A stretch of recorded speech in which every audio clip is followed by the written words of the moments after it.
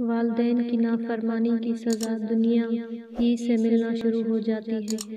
رسول اللہ صلی اللہ علیہ وآلہ وسلم نے فرمایا کہ ہر گناہ میں سے جتنا چاہے اور جب چاہے اللہ تعالیٰ معاف کر دیتا ہے، لیکن ماں باپ کی نافرمانی کے گناہ کا مواخذہ دنیا ہی سے شروع ہو جاتا ہے، اسے معاف نہیں کیا جاتا۔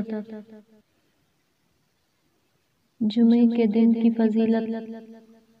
ابو ہریرہ رضی اللہ تعالیٰ عنہ کہتے ہیں کہ نبی اکرم صلی اللہ علیہ وآلہ وسلم نے فرمایا، سب سے بہتر دن جس میں سورج نکلا جمعے کا دن ہے۔ اس دن آدم کو پیدا کیا گیا، اسی دن انہیں جنت میں داخل کیا گیا، اسی دن انہیں جنت سے نکالا گیا، اور قیامت بھی اسی دن قائم ہوگی۔ گندی زبان میں بات کرنا۔ رسول اللہ صلی اللہ علیہ وآلہ وسلم نے فرمایا، اے عائشہ رضی اللہ تعالیٰ عنہ، کیا تم نے کبھی مجھے بری یا گندی زبان میں بات کرتے سنا؟ یاد رکھو، قیامت کے دن وہ لوگ اللہ کی نظر میں سب سے برے ہوں گے جنہیں لوگ علیحدہ کر دیں، ان سے کنارہ کر لیں تاکہ ان کی فحش زبان یا گناہ سے اپنے آپ کو محفوظ رکھ سکیں۔